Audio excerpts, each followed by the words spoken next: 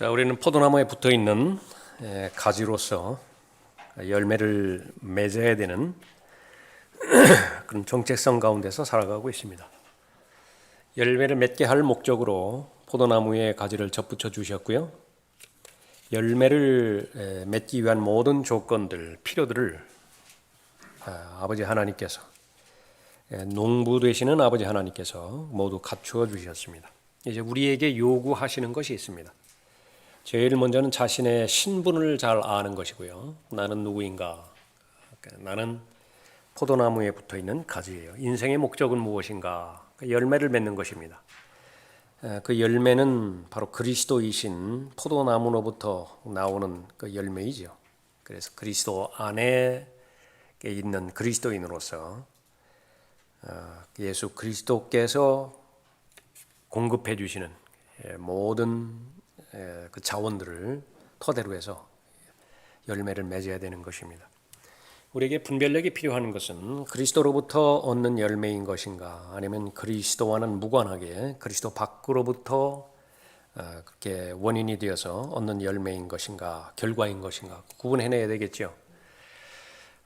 그런데 이 육신의 성향이라고 하는 것은 그리스도 안에 있는 하나님의 본성, 여기는 관심이 없습니다. 오히려 적대감을 가지고 있죠. 더 원하는 것은 바로 이 육신이 동기가 되어서 그 결과를 맺는 것들, 육신의 일들이죠.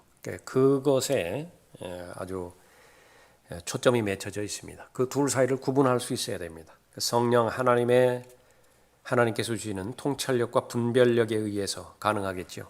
그러면 어떻게 하면 성령 하나님께서 잘 분별해 주셔서 그것이 영원히 지속되어지는 성령의 열매인 것인가, 또 그것이 잠정적으로 있다가 없어져 버릴 육신의 요소들인가, 그것은 오늘 우리가 살펴볼 순종에 달려 있습니다.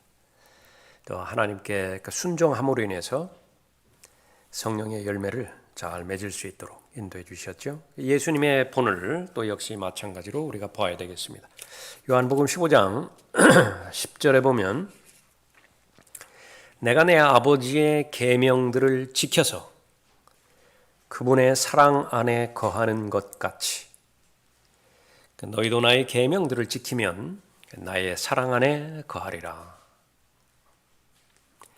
다음 시간에 이제 우리가 살펴볼 이 사랑에 관련돼서, 그러니까 순종과 사랑의 관계는 동전의 양면이죠. 하나님께서 말씀하신 계명들을 내가 지키는 것이에요. 그러면 하나님을 사랑하게 되는 것입니다. 어떻게 하면 그러면 나는 하나님께 순종할 수 있는 것인가? 사랑하면 돼요. 사랑하면 못할 일이 없습니다. 그러면 어떻게 하면 사랑할 것이냐? 계명들을 지키면 됩니다. 서로가 이렇게 잘 호환하고 있는 것이죠.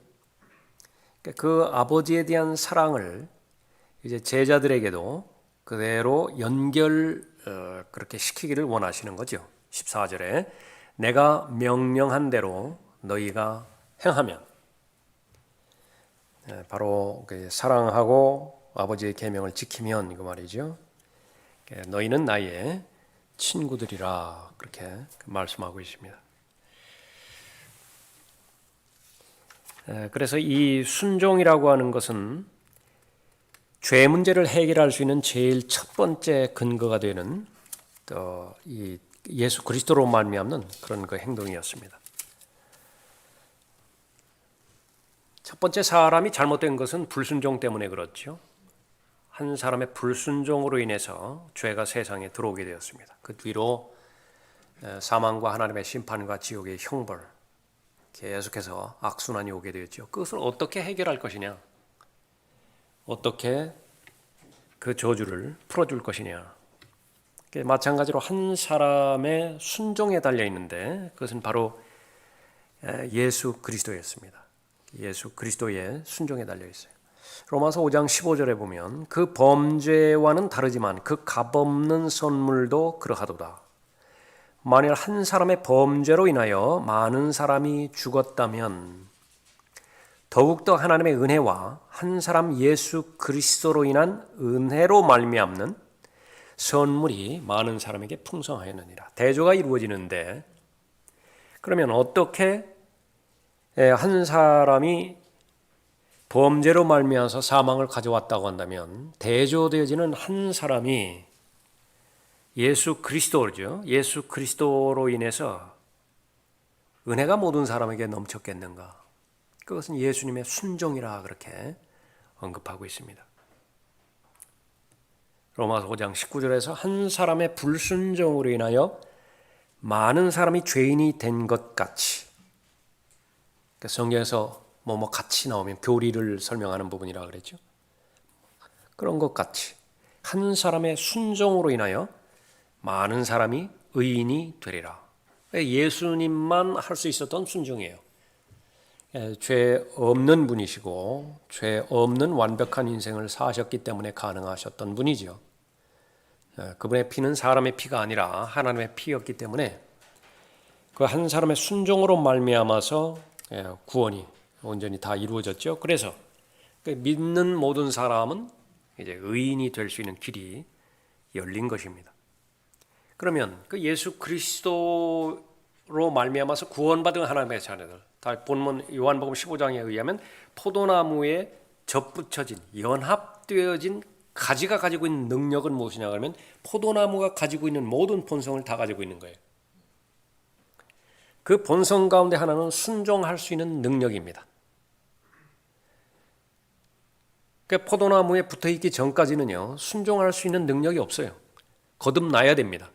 중생해야 돼요. 새로운 출생을 경험해야만 그 안에 영적인 생명력이 있기 때문에 이제 순종할 수 있는 것이에요. 그럼 이제 그리스도 안에 있는 새로운 피조물, 두 번째 창조물이죠. 하나님께서 두 번째 창조해 주셨는데 그것은 바로 하나님의 본성에 적합한 새로운 인격으로 창조된 것입니다. 속 사람이고 새 사람이죠. 그래서 내가 나의 아버지의 계명들을 지켜서 그분의 사랑 안에 거하는 것 같이 너희도 할 수 있다고 말해요. 그러나 이제는 구원받기 전에는 포도나무에 접붙여지기 전까지는 불가능했지만 이제는 가능하게 되었다. 그렇게 말하는 것입니다. 그러면은 순종하는 그 의미는 무엇이었는 것인가? 이 빌립보서 2장에서 그렇게 잘 나와 있죠. 빌립보서 2장 6절에 보면 그는 하나님의 형체로 계심으로 하나님과 동등하게 되는 것을 탈취라 생각지 아니하셨으나, 예수님은 곧 하나님이셨는데 오히려 자신의 영예를 버리고 종의 형체를 입으시어 사람들의 모습을 취하셨느니라. 종으로서 오시기 위해서 종이 되신 것이지요. 그리하여 사람과 같은 모양으로 나타나셔서 자신을 낮추시고, 그 핵심이면 자신을 낮추셨어요. 어디에서 어디까지 낮추셨는가? 하늘에서 땅까지 낮추신 거죠. 죽음에까지 순종하셨으니, 여기 순종이죠. 십자가의 죽음에까지라. 십자가의 죽음이라고 하는 것은 다시 말하면 하나님의 저주를 받으신 거죠. 나무에 달린 자마다 저주를 받았으니까 그냥 평범한 죽음이 아니에요. 무슨 영예로운 죽음이 아닙니다. 이건 저주받은 죽음이에요. 가장 치욕스러운 죽음이고 십자가의 죽음에까지 순종하셨으니 십자가의 죽음에까지라. 그런데 이 부분을 믿는 그리스도인에게 적용을 시키는 것이에요. 그것이 2장 5절 말씀입니다. 너희 안에 이 생각을 품으라. 곧 그리스도 예수 안에도 있는 생각이라. 순종입니다. 아버지 하나님 앞에 아들 하나님이 순종하신 것, 그것을 본으로 보여주시고 그 생각을 품으라.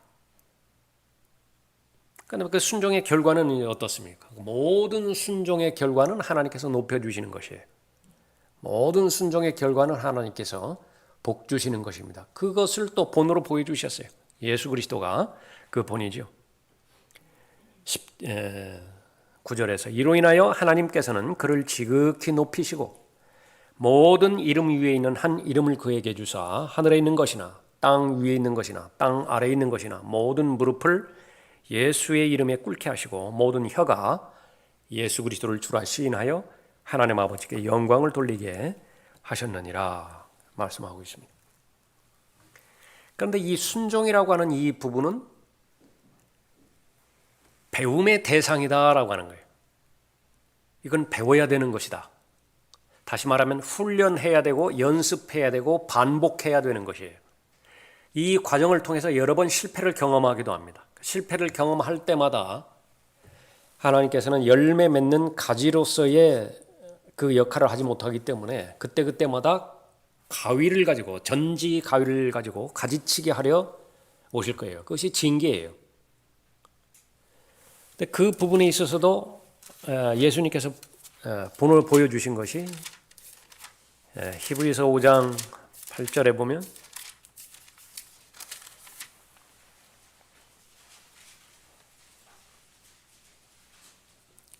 그가 아들이면서도 고난받은 일들로 순종을 배워서 온전하게 되심으로 자기에게 순종하는 모든 사람에게 영원한 구원의 근원이 되셨고, 믿음의 창시자요 완성자이신 예수 그리스도는 처음부터 끝까지 본을 통하여 미리 가셨고요, 미리 행하셨고 그 뒤를 따라오는 모든 사람에게 본이 되신 거예요. 그래서 예수님께서는 육체로 계시는 날들 동안에, 사람으로 오신 날들이죠, 고난받은 일들로 순종을 배우셨다. 여기는 완전히 하나님의 본성은 배제시킨 것입니다. 사람으로서, 온전한 사람으로서 순종을 이렇게 배워서 온전하게 되셨다 말씀하시죠. 그러니까 우리에게 요구하는 것도 마찬가지입니다. 두려움과 떨림 가운데서 구원을 이루라. 어떻게 하면 가능한 것이냐? 복음에 합당한 삶을 살면 돼요.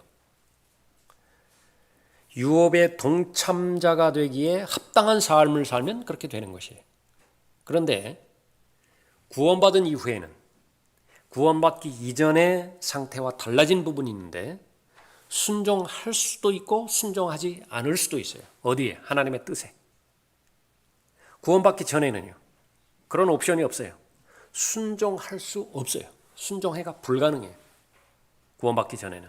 그러나 구원받은 이후에는 이제는 성령 하나님의 능력이 우리 안에서 역사하기 때문에 내 뜻을, 다시 말하면 의지예요. 의지를 하나님 앞에 드린다고 한다면, 여기서 중요한 것은, 순종과 관련돼서 중요한 것은 의지입니다.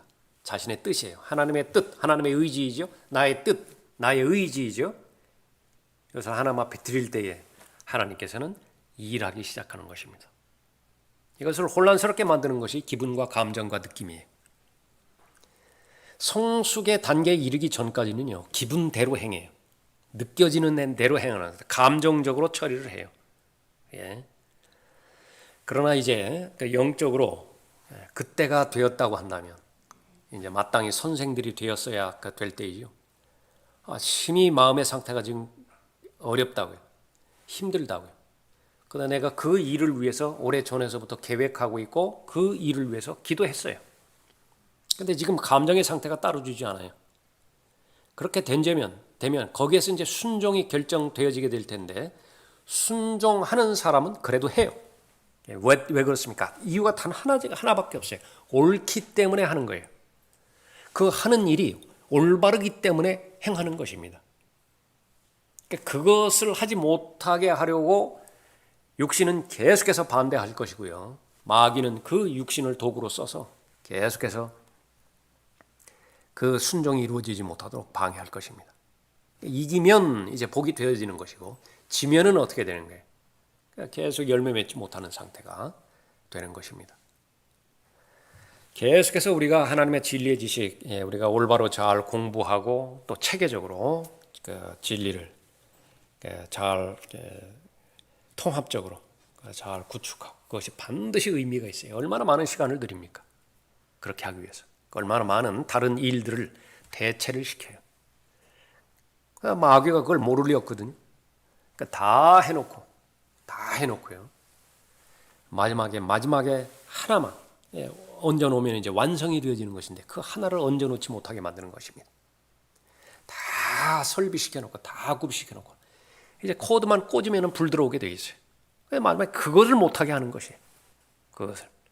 잠재력에 대해서는 더 이상 의심의 여지가 없는데 발휘하지 못하게 만드는 것입니다.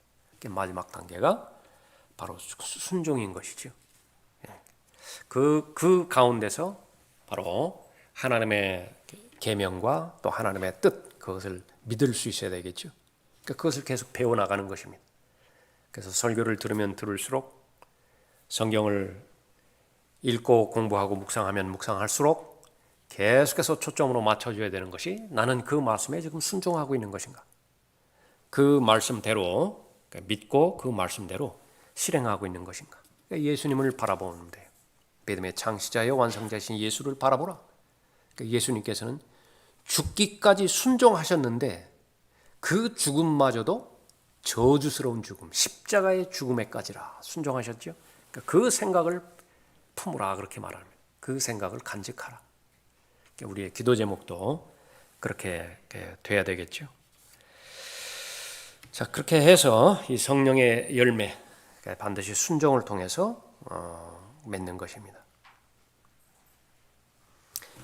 자, 거기에 나와 있는 대로 이 원리죠. 원리. 중요한 것은 매뉴얼입니다. 건강에 대한 원리, 건강에 대한 매뉴얼. 그런데 이 원리가 올바라야 된다라고 하는 것은 대전제가 되겠죠. 그것이 올바르게 될 때 사람은 건강을 지킬 수 있습니다. 건강을 누리는 것이죠. 추수의 법칙도 마찬가지죠. 심어야 거둡니다. 심지 않으면 거둘 것이 없어요.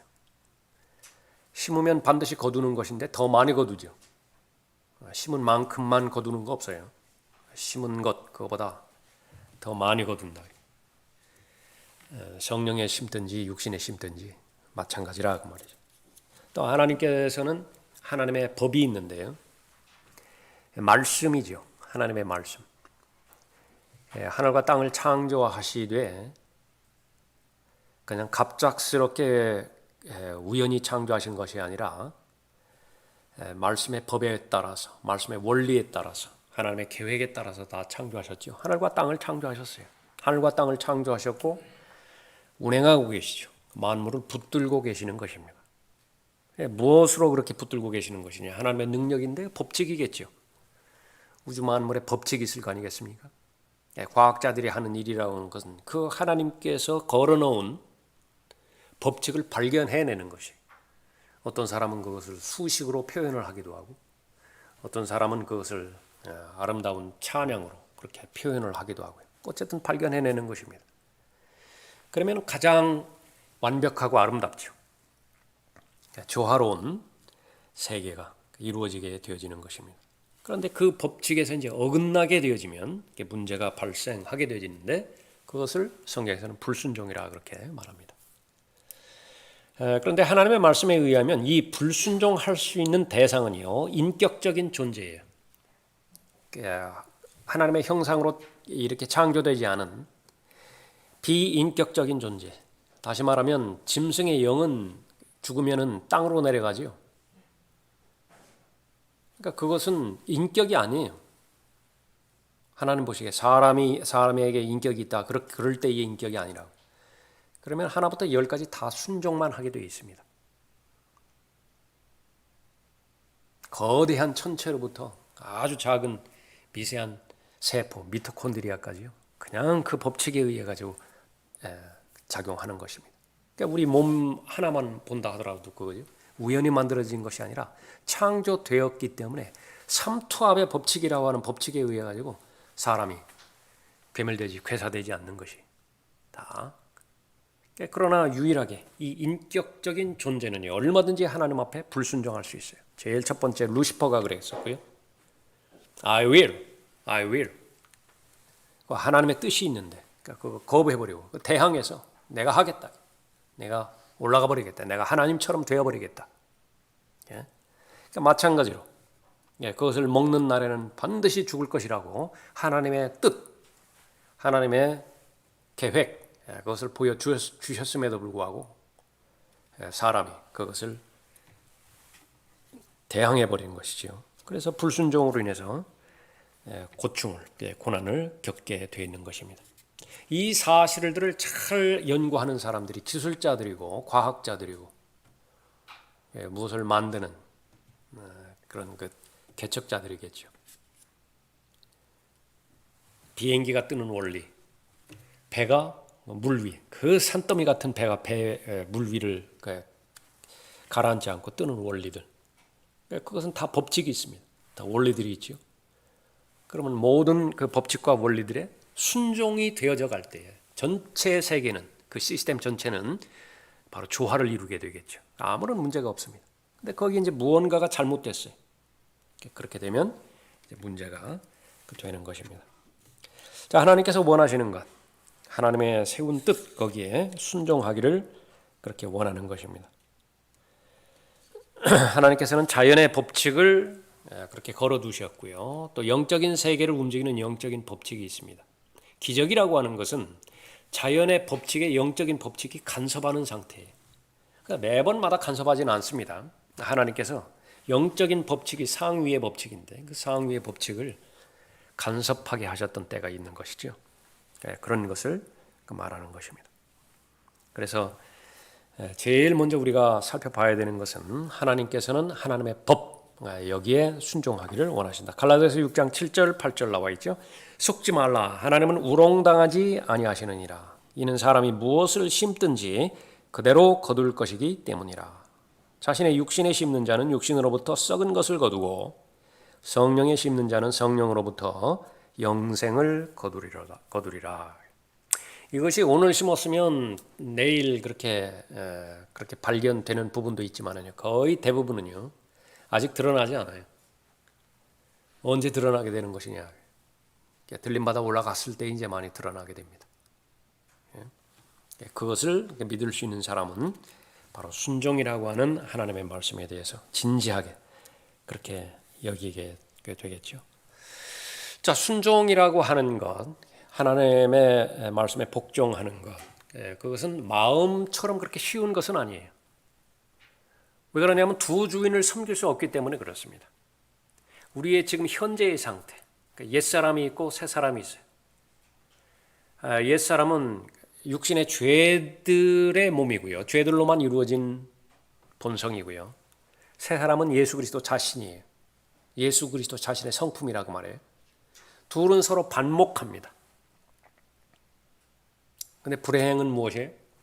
한 방에 이 두 원수가 함께 거한다는 사실입니다. 언제 한 방에 두 사람이 그렇게 들어가게 되는 것이냐? 그러면 거듭날 때예요. 거듭나기 전에는 세 사람이 없기 때문에 그냥 혼자예요. 자기 마음대로 하고 싶습니다. 자기 의향대로. 그래서 그때의 목적이 자아 실현이에요. 내 뜻을 세우고 내 계획을 세우고 그것을 성취시킬 수 있는 모든 에너지들, 자원들을 동원시키는 것이 인생의 목적입니다. 마침내 이루는 사람이 있겠죠. 이루지 못하는 사람이 있겠죠. 이루는 사람은 성공적인 삶이었다 할 것이고요. 이루지 못한 사람은 그러지 못한 삶이었다. 그렇게 평가할 거예요. 그러나 구원받았어요. 구원받았을 때는 재편성합니다. 지금까지 살아왔던 것 모두 다 헤쳐모여야 한다. 다 무효로 다 돌립니다. 다 지나가 버린 거예요. 옛 것들 다 지나가 버렸어요. 이제는 새롭게 시작이 되어지는데 거기는 새로운 계획이 있고요. 생명의 새로운 길이라고 하는 새 길이 마련되어 있어요. 그 위에 얹어 놓으신 거예요. 걸어가라 거예요. 그 생명의 새로운 길 위로 걸어가라. 근데 나 혼자 걸어가라고 하는 것이 아니라 성령과 동행해 주시겠다 약속하십니다. 우리에게는 중보자가 두 분 계세요. 내주하시는 성령께서 나를 중보하시고요. 아버지 오른편에 앉아 계신 예수 그리스도께서 나를 중보하고 계시는 것입니다. 무엇을 중보하시죠? 무엇을 돕는 것입니다. 맞아. 그 길이야. 그 길이야. 비록 좁다 하더라도 그 좁은 길이라 하더라도 그 길이 올바른 길이에요. 계속 확신을 주시는 거예요. 한 걸음 한 걸음 내딜 때마다 등 뿌리신 하나님의 말씀에 빛을 비추어 주시죠. 용기를 주시는 것입니다. 그때마다 저항되어지는 대상이 와요. 그럴 때마다 담대함으로 무장케 해주셔서 극복하게도 그렇게 하시죠. 그 사람이 이제 속 사람입니다. 그러니까 언제까지 그러면은 그 같은 방에 두 원수가 지내야 되는 것인가? 예수님은 오시는 것이 좀 늦어진다고 한다면 무덤으로 들어가는 순간까지 그렇게 해야 되고요. 주님 오시는 것이 빨라진다면 들림마다 올라갈 그때까지 하는 것이, 그것이 현실입니다. 그래서 구원받았다라고 하는 것은 열매 맺는 삶이 시작되었다라고 하는 그런 말인데, 그것은 다른 면에서 본다고 한다면 전쟁이 시작되었다 그렇게 말하는 거예요. 구원받기 전에는 전쟁이 없어요. 주적이 없잖아요. 구원받은 이후에는 주적이 이제 새로 생겼다. 그렇게 친하던 세상이요, 내가 배신을 한 거거든요. 세상이 배신을 한 거 아니에요. 내가 배신을 했다. 내가 친구를 배신을 한 거예요. 둘이 원수가 돼버린 거예요. 세상과 그렇게 어깨동무하고 짝하고 세상의 풍조대로 그렇게 잘 흘러나가다가 이제는 갑자기 내가 반대 방향으로 가겠다고 하는 거예요. 결별하겠다고 선언을 해버린 거예요. 도저히 참지 못합니다. 어떻게 하든지 간에 그 의지를 꺾어버려서 그 이전에 세상과 발맞추어서 가던 그 길로 가는 거예요. 회식 자리에서 어떤 술을 쓴다 하든지 술 한 잔 따라 놓고 술을 먹이려고 한다. 그렇게 주적이 생긴 그 이후로 구원받았다라고 하는 사실은 그런 게 부정적인 의미에서 다다르지만 아무것도 걱정할 것 없어요. 아무것도 염려할 것 없단 말이에요. 이 세상을 통치하는 신이 세상 신이라고 한다면 비교할 수 없을 정도로 전지전능하신 하나님께서 내 편이에요. 그것을 그대로 진행하게 하시는 것입니다. 자, 그것이 이제 눈에 보여지는 현상이에요. 하나님의 말씀에, 하나님의 계명에 순종하려고 보니까 너무 어려워 보여요. 다 잃어버릴 것 같고요. 내가 엉망진창으로 될 것 같아요. 그때 믿음이 필요하죠. 믿음의 대상은 바로 자기 멋대로 생각하는 상상이 아니라 하나님의 기록된 계약서예요. 그 계약서를 떠들어 봤더니 매뉴얼이잖아요. 정확한 매뉴얼입니다. 그대로만 하면 빛이 들어온다고요. 그대로만 하면 기아가 돌아가게 돼 있어요. 그대로 했더니 빛이 들어왔죠. 내가 본 거예요. 그대로 했더니 기아가 돌아가죠. 움직이는 거예요. 이게 경험입니다. 그 경험에 의해서 더 깊은 진리의 지식 가운데 잘 다다를 수 있도록 인도해 주시는 것이죠. 자, 순종의 의지가 포함되어 있다라고 하는 사실은 우리가 반드시 배워야 되는 그 진리입니다. 하나님에 대해서 내가 좋은 느낌을 가지고 있고 좋은 감정을 가지고 있는 것, 그건 매우 중요한 거예요. 무시하면 안 됩니다. 이 부분을.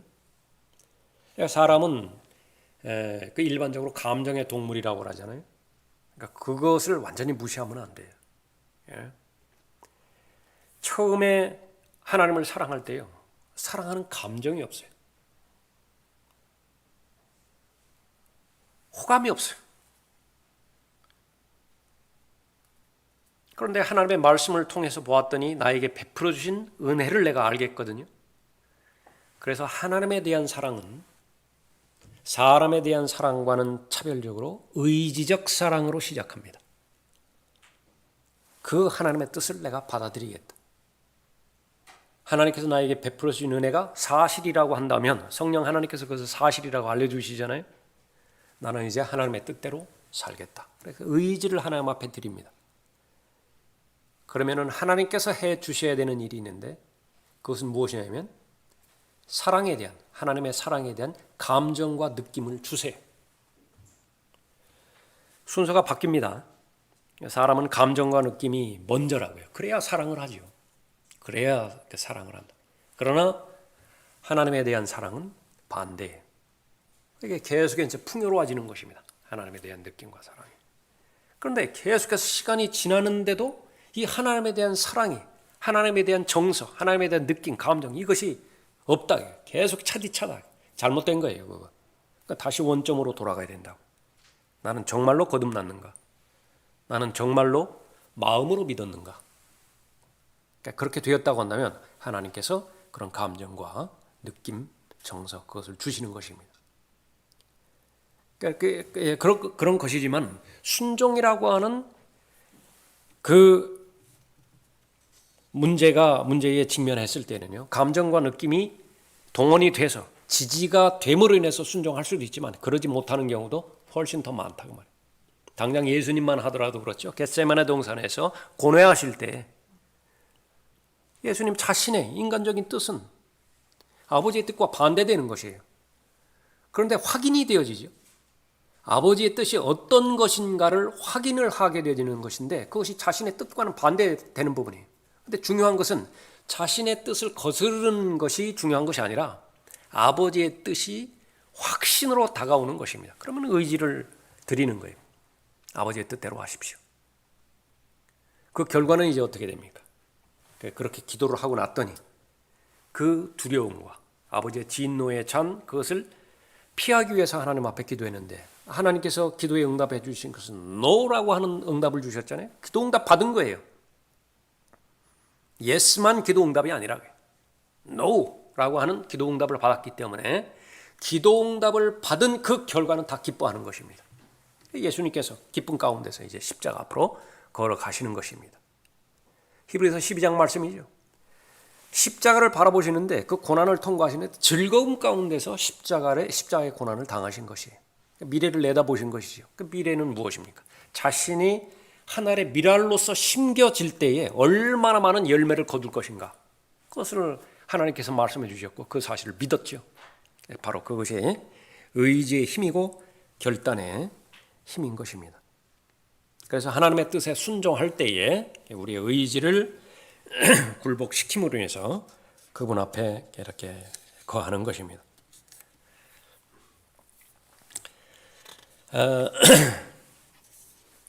하나님을 어떻게 하면 온전하게 사랑할 것이냐, 그 사랑으로 말미암아서 어떻게 온전하게 순종할 것이냐, 그 가장 기본적인 요소는 지식에 달려 있습니다. 그래서 하나님의 은혜 가운데서 우리는 자라가야 되고요. 또 동시에 예수 그리스도를 아는 지식 안에서 자라가야 돼요. 그러니까 하나님의 말씀이 우리에게 주어주신 제일 첫 번째 목적은 교리를 목적으로 해서 주신 거예요. doctrine. 교리서예요. 교리서. 그러니까 잘 알아야 된다고요. 예. 그래서 지식은 분명하게 너무 이렇게 중요한 것입니다. 그런데 사탄의 공격과 육신이 제한을 시키는 것은 그 지적인 만족에만 머물러 있고자 하는 거예요. 만에 하나 내가 순종으로 이어지지 않고 하나님의 말씀에 대한 지적인 만족에만 머물러 있다고 한다면 진실을 말하자면요, 빌립보서 1장, 2장, 3장, 4장 열심히 공부하고 체계적으로 공부하고 설교 준비하고 심지어 암송까지 했다 하더라도요, 8만 대장경 그 연구하고 공부하는 거하고 하등 다를 거 없어요. 그게 무서운 겁니다. 아무 다를 바가 없어요. 그것이 바로 지적 만족에만 가두어 놓으려고 하는 것이. 그런데 성경은 한술 더 뜨죠. 거기에만 만족했다고 한다면 차라리 모르는 일만 못하다. 왜 그렇죠? 사람을 가장 교만하게 만드는 것이 지식이기 때문에 그래요. 그러니까 순종되지 못한 지식, 활용되지 못한 지식, 심겨지지 못한 하나의 미래에 해당되어지는 지식이에요. 열매를 맺기 위해서는 반드시 심겨져야 되고, 심겨지면 제일 먼저 하는 것이 겉껍질 깨지고 썩어져 버리는 거죠. 겉껍질이 깨지고 썩어져야 안에 있는 코아, 그것이 이제 숨쉬기 시작해서 나오기 시작하는 것이죠. 그런 그 부분입니다. 그래서 그리스도인이 되었을 때에 제일 먼저 당부하는 것은 뭐냐면 어린아이의 상태에서 빨리 벗어나라. 어린아이 상태에서 빨리 벗어나는 것은 감정이 최종 권위가 되는 것에서 벗어나라고 말이죠. 생각이 없어요. 생각이. 어린아이에는 이성이 없다고요. 그러니까 마찬가지로 영적으로 거듭났다 하더라도 계속 어린아이 상태에 머물러 있다고 한다면 지혜와 계시의 영을 주신 목적 없이 살아가요. 구원받고 그 다음에 나중에 지옥에 가지 않고 하늘나라에 가는 것이 다라고 한다면 무엇 때문에 지혜와 계시의 영을 주셨겠어요? 무엇 때문에 우리의 지성을 사용하기를 그렇게 원하셨겠어요? 예? 그러나 이제 어린아이에서 벗어나게 되어지죠. 그러면은 어린 아이이기 때문에 미숙한 상태이기 때문에 분별하지 못함으로 인해서 수많은 속임수, 미혹, 교활한 술책, 그러니까 다가왔을 때 속을 수밖에 없어요. 눈에 보여지는 것들이기 때문에, 손에 잡혀지는 것들이기 때문에 이제 그 단계를 벗어나죠. 그 단계를 벗어났을 때에 또 하나의 그 부분들은 바로 사랑과 진리의 연합입니다. 진리를 말해야 돼요, 우리는. 그러나 전제가 되는 것은 사랑 안에서 진리를 말해야 되는 것이죠. 동기가 내가 되어서는 안 된다 그 말이죠. 사랑의 대상은 바로 예수 그리스도 아니에요? 하나님이 동기가 되어서, 예수 그리스도께서 동기가 되어서, 진리 자체가 동기가 되어서 내가 그 진리의 지식을 알아가고 지키고 수호하고 전파한다. 그런 거 바로 그것이 성숙한 사람의 자세인 것입니다. 그래야 우리가 이제부터는 더 이상 어린 아이가 아니요, 사람들의 속임수와 교활한 술책으로 그들이 속이려고 숨어서 기다리는 온갖 교리의 풍조에 밀려 이리저리 다니지 아니하고 오직 사랑 안에서 진리를 말하며 우리가 모든 일에 성장하여 그에게 이르리니 그는 머리시며 곧 그리스도시니라. 열매예요. 그 성장, 열매죠. 그래서 많은 그리스도인들이 지적인 경험에만 그렇게 만족하고 있는 것인데, 그러나 말씀하신, 깨우쳐 주신 말씀에 정작 순종하지 않는다라고 한다면 그것은 반만 구워진 빵이다. 또 다른 극단은 무엇이에요? 그러니까 지식에는 전혀 상관이 없고 거의 관심이 없고 감정의 체험에만 매달리는 것입니다. 주로 은사주의자들이 그렇게 있죠. 모골이 송연해지는 그런 느낌들이 자주 있어야 제대로 믿는 것 같은 거예요. 그런 데만 쫓아다니는 것입니다.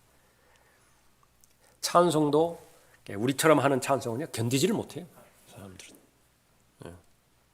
반대로 여러분은 또 그렇게 그런 상황이 견디지 못하죠. 그래서 그리스도인의 생활의 중심이 되는 것은 의지, will입니다. will.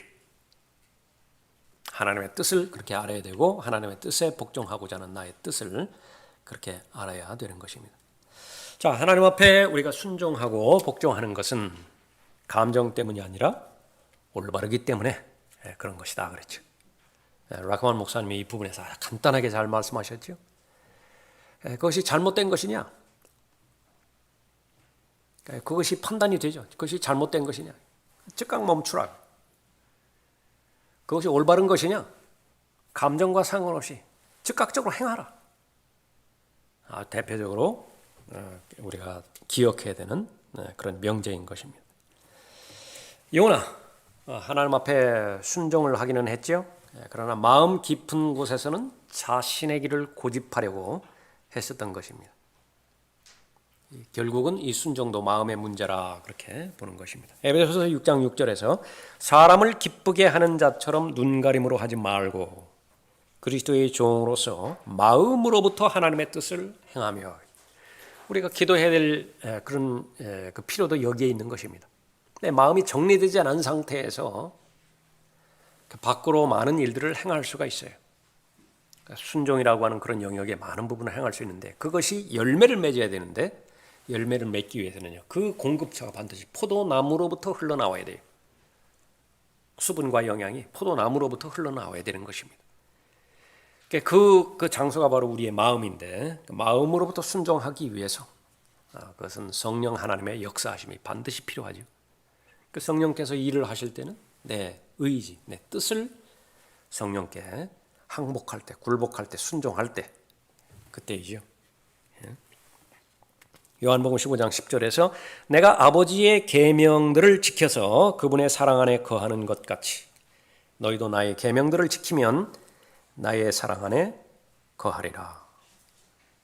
그래서 예수님께서 요한복음 4장 34절에서 말씀하신 것은 바로 가장 중요한 음식을 말씀하셨는데, 음식이 없으면 죽잖아요. 존재의 의미, 그것은 어디에서 찾는 것이냐? 내 음식은 나를 보내신 분의 뜻을 행하고 그분의 일을 완성하는 것이라. 우리도 똑같이 고백을 하기를 원하는 것입니다. 그래서 이 아버지의 뜻이 무엇이냐 그러면 나에 대한 하나님의 뜻을 발견하기를 원하는 거예요. 첫 번째, 나에 대한 하나님의 뜻이 뭐냐? 두 번째로 발견된 하나님의 뜻을 실행해서 완성하는 거예요. 그것이 내 인생의 목적이라. 그래서 나에 대한 하나님의 뜻을 발견하기 위해서는 하나님께서 두 가지 조건을 제시하십니다. 첫 번째로는 헌신해야 되고요. 다시 말하면 토기장이 손에 완전히 맡겨줘야 돼요.